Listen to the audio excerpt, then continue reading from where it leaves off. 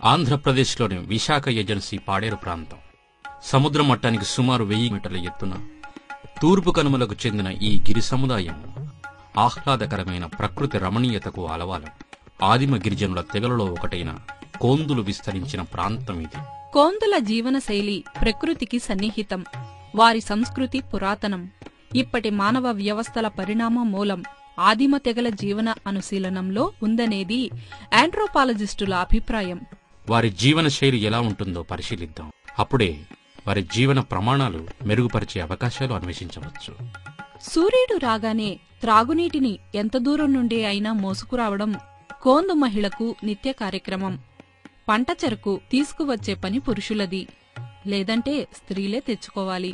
పురుషుల కంటే స్త్రీలకే ఎక్కువ శ్రమ, పనులు. అటవీ ఉత్పత్తులు సేకరించటం, వాటిని దగ్గర సంతలో అమ్మి ఆ డబ్బులతో ఇంటికి అవసరమైన దినుసులు, వస్తువులు కొనడం సాధారణంగా స్త్రీలే చేస్తుంటారు. తలపై మూటలెత్తుకుని వస్తున్న వాళ్లంతా ఆ పనిమీదే సంతకు వెళ్తున్నారు. సరుకును అప్పటికప్పుడు అమ్మి కావలసినవి కొనుక్కొని పొద్దుగుంకగానే గూటికి చేరుకోవాలి. అటవీ ఉత్పత్తుల సేకరణ, అమ్మకంతో పాటు వ్యవసాయం, పశుపోషణ ఈ గిరిజన తెగ జీవికకు ఆధారం. పశుపోషణ పట్ల కోందులకు ప్రత్యేక శ్రద్ధ. వీటితో పాటు కోళ్లను, కుక్కలను పెంచుతారు. పశువులకు ఇల్లు వంటి కొట్టం, ఏ మృగమో రాకుండా అడ్డంగా ద్వారాన్ని మూసేసి రాత్రిపూట కాపలాగా కుక్కల్ని పెడతారు. పశువులను మేతకు తీసుకెళ్లే మనుషులకు ఆయుధంగానూ, పశుగ్రాసం కోయటానికి అవసరమైన పనిముట్టుగానూ పనికొచ్చేది బాగా నూరి పదురు పెడుతున్న ఈ కొడవలే. చూడి ఆవులు, లేగదూడలను మేతకు పంపకుండా కొట్టంలోనే ఉంచుతారు. పోడు వ్యవసాయం స్థానంలో పల్లపు ప్రాంతాలకు సాగుభూములుగా చిన్న చిన్న కమతాలలో సాంప్రదాయిక పద్ధతుల్లో సేద్యం చేయడం కోందులు నేర్చుకుని చాలా కాలమే అయ్యింది. ఈ కొండకాలువ నీళ్లే సేద్యానికి ఆధారం. తిండికి అవసరమైన వరి పండిస్తారు. దున్నటం, నాటు వేయటం, పంట కోయటం, వడ్లు నూర్పడంలో సమిష్టి సహకార పద్ధతిలో వ్యవసాయం చేస్తారు. అంటే ఒకరి పనులలో మరొకరు సాయం పట్టడం. బయటివారి సహాయం కోసం ఎదురుచూసే అవకాశం లేనప్పుడు తమలో తాము సమిష్టిగా సహకరించుకోవటమే మేలు అని కోందుల గ్రహింపు. ఇల్లు శుభ్రంగా ఉంచడం, వంట చేయటం, పాత్రలు శుభ్రం చేయటం, బట్టలుతకడం, చంటిపిల్లల సంరక్షణ ఈ పనులన్నీ కోందు మహిళవే. ఇంటికి దగ్గరలో ఉన్న కాలువ వరకు నడిచి అక్కడే పాత్రలు కడగడం, పక్కనే ఉన్న బావి వద్ద బట్టలు ఉతకటం తప్ప మరో మార్గం లేదు. ఈ కాలువ కనిపించే తీరు కోందుల స్థితిగతులకు ప్రతిబింబం. కోందు పిల్లల సంరక్షణను పసిప్రాయంలో తల్లి, బడికెళ్లే వరకు ఇంట్లోనే ఉండే వృద్ధులు, తోడబుట్టిన పెద్ద పిల్లలు చూస్తారు. ఆకలి వేస్తే, అందుబాటులో ఎవరూ లేకపోతే ఇదిగో ఇలాంటి ఆహారం వెతుక్కోవలసి రావటం దుస్థితే. జీవన పోరాటంలో భాగంగా ఉదయాన్నే సంతకు వెళ్లిన స్త్రీలు, పొలం పనులకు వెళ్లిన పురుషులు సాయంత్రం అయ్యేసరికి ఇళ్లకు చేరుకుంటారు. అప్పుడే తీరిగ్గా స్నానం, నింపాదిగా స్త్రీల అలంకరణ, ఆ తరువాతే భోజనం. మట్టి, ఇటుక, కర్రతో కట్టబడి ఇరుకుగా ఉంటాయి కోందుల ఇండ్లు. ఇరుకుగా ఉండే ఇంటిలో వంటిలు చిన్న భాగం. అన్నీ ఇందులోనే క్రమపద్ధతిలో అమర్చుకోవాలి. ఇత్తడి, రాగి పాత్రల వాడకం తగ్గి స్టీలు వాడకం పెరిగింది. బహుదేవతారాధనలో ఇతర మతాల దేవుళ్లకీ స్థానం. భోజనానికి ముందు ముఖ ప్రక్షాళన తప్పనిసరి. కోందుల సమిష్టి జీవనాన్ని భోజనం చేసే పద్ధతే చెబుతుంది. ఒకే ఇంట్లోని వారు ఒకే కంచంలో తినడం కోందుల ఆచారం. రాష్ట్రంలోని ఆదిమ గిరిజన తెగలలో ఒకటైన కోందుల జీవన సరళి సమిష్టి సహకారానికి ఆదర్శప్రాయమైన నిదర్శనం. వీరి జీవన పోరాట భారాన్ని ఏ కొంచెం తగ్గించినా, జీవన ప్రమాణాలను కొంతైనా మెరుగుపరిచినా ఈ మానవ వనరులను సద్వినియోగం చేసిన వాళ్లమవుతాం.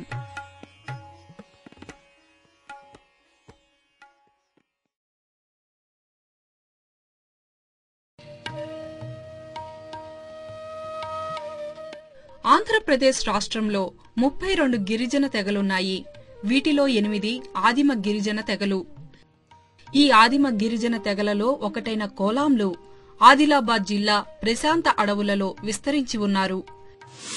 గిరిజన తెగల శ్రామిక జీవనంలో స్త్రీ పురుషులిరువురూ భాగస్వాములే. అయినా శ్రమ చేసే కాలం, పనుల వైవిధ్యం పురుషుల కంటే స్త్రీలకే ఎక్కువ. పని విభజనలో స్త్రీ పురుష వివక్షలేని సహజీవనానికి తార్కాణం కోలాంల జీవనశైలి. ఇది కోలాంల టోటెం అంటే తెగకు సంకేతం. కోలాంల ఇండ్ల వైశాల్యం ఎక్కువగా ఉంటుంది. కర్రతో కట్టిన గోడలపై మందంగా మట్టిపూత వేయడం కోలాంల ఇండ్ల నిర్మాణంలో ప్రత్యేకత. ప్రతి ఇంటి ముందు తప్పనిసరిగా నిలువెత్తు పందిరి ఉంటుంది. పశువులను కట్టివేయడానికి, పాదులు పెంచటానికి, ఇంటి వసారాగా పనికి వచ్చేందుకు పందిరిని విశాలంగా నిర్మిస్తారు. కోలాంలు తమ తెగ పెద్దను పటేల్ అని పిలుస్తారు. శ్రమ విభజన స్త్రీ పురుషులిరువురికీ సమానం. ఈ విషయంలో స్త్రీలే ఒకడుగు ముందుంటారని చెప్పటం అతిశయోక్తి కాదు. వ్యవసాయం పనులలో స్త్రీ పురుషులిరువురు సమానంగా కష్టపడతారు. ఈ పనులతో పాటు స్త్రీలు ఇంటి పనులు అంటే ఇల్లు శుభ్రం చేయటం, నీళ్లు తీసుకురావడం, వంట, పిల్లల ఆలనా పాలన స్వయంగా చేసుకోవలసిందే. వెదురుబుట్టలు అల్లడంలో కోలాం స్త్రీలకు ప్రత్యేక నైపుణ్యం ఉంది. గూడెంలో చిల్లర కొట్టును నిర్వహిస్తారు మరికొందరు స్త్రీలు. పత్తి, కందులు వంటి వాణిజ్య పంటలను ఎక్కువగా పండిస్తారు కోలాంలు. వీటిని సంతలో అమ్మే విషయంలో స్త్రీలు చొరవ తీసుకోవలసిందే. పశుపోషణ, కోళ్ల పెంపకం మిగతా గిరిజన తెగలలో ఉన్నట్లే కోలాంలలో కూడా ఉంటుంది. కోలాంల ప్రధాన ఆహారం జొన్న. జొన్నతో పాటు వరి అన్నం కూడా వాడతారు. జొన్నలను చెరిగి తిరగలిలో తిప్పి పిండి పట్టాలి. జొన్నరొట్టె తయారీకే ఈ శ్రమ. కూరగాయలు కొనే అవసరం తక్కువగానే ఉండేలా ప్రతి ఇంటి ముందు పెరట్లోనూ పాదులు తప్పనిసరి. పనుల భారంలో కోలాం మహిళలు తమ పిల్లల సంరక్షణకు సమయం ఇవ్వలేకపోతున్నారు. పని విభజనలో స్త్రీ పురుష వివక్ష కోలాం తెగలో లేకపోవడం ఎన్నదగిన విషయమే అయినా స్త్రీలు అధిక శ్రమకు గురవుతున్నారనేది విస్మరించరాని విషయం.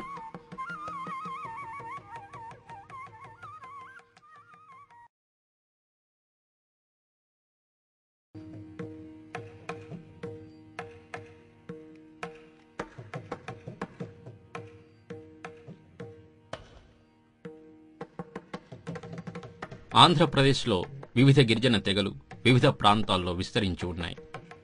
ఆదిలాబాద్ జిల్లా గోండులు, కోలాంలు, లంబాడ, ప్రధాన్, తోటి, నాయక్పోడ్ తెగల ఆవాసానికి ప్రసిద్ధి. వీరి అభివృద్ధికై ఉట్నూరు ప్రాంతంలో గిరిజనాభివృద్ధి సంస్థను ఏర్పాటు చేశారు.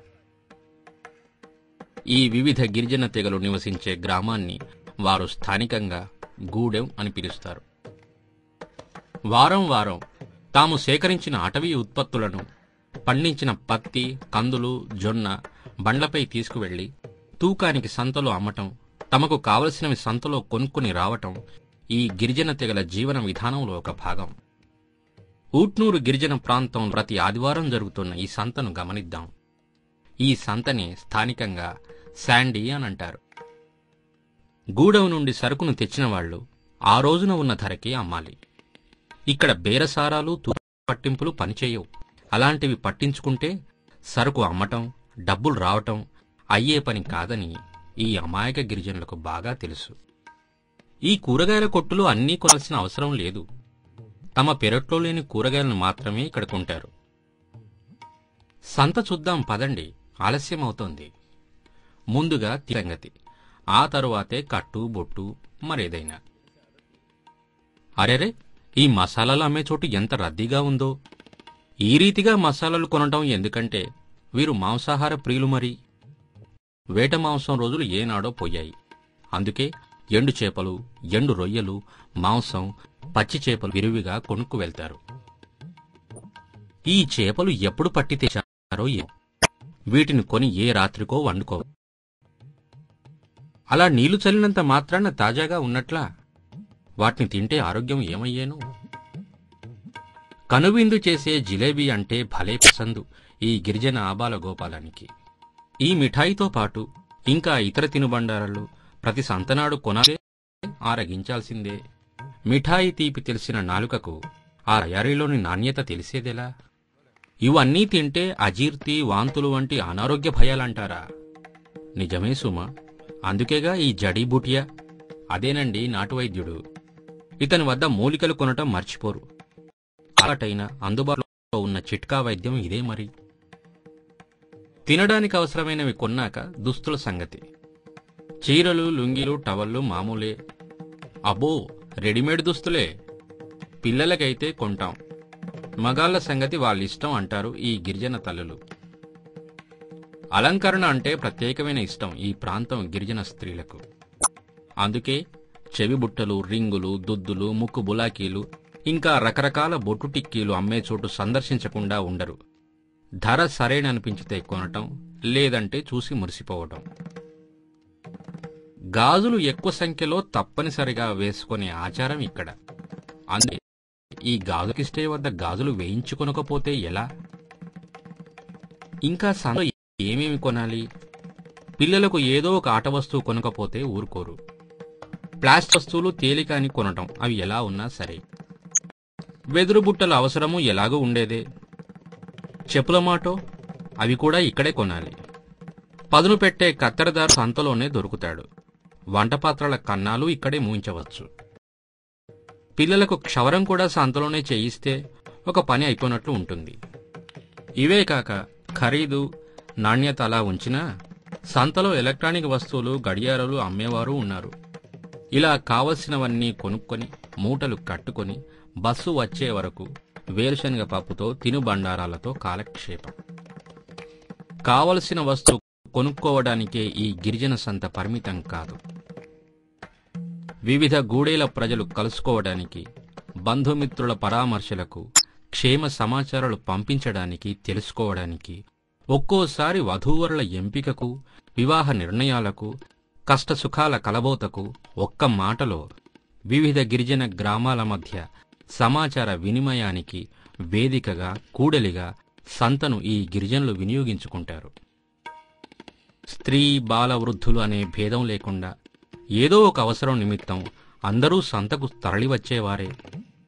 అలా వచ్చిన వారంతా సాయంత్రం మరో సంత వరకు వీడ్కోలు తీసుకుని ఎవరి గూడెనికి వాళ్ళు వెళ్తారు. గిరిజన జీవన విధానంలో సంతకు విశేష ప్రాధాన్యత ఉంది. ఈ సంతలో తూకం, ధర విషయంలో ఈ అమాయకులు మార్కెటింగ్ బేహారుల మోసానికి గురవకుండా అనారోగ్యకరమైన నిల్వ పద్ధతుల మాంసం, నాణ్యత లేని తినుబండారాలు, ధరల అదుపు, అజమాయిషీ లేని ఇతర వస్తుసేవల విషయంలో వీరికి ఏ రకమైన సాయం అందించాలనే ప్రశ్నకు సమాధానం చెప్పాల్సింది మనమే.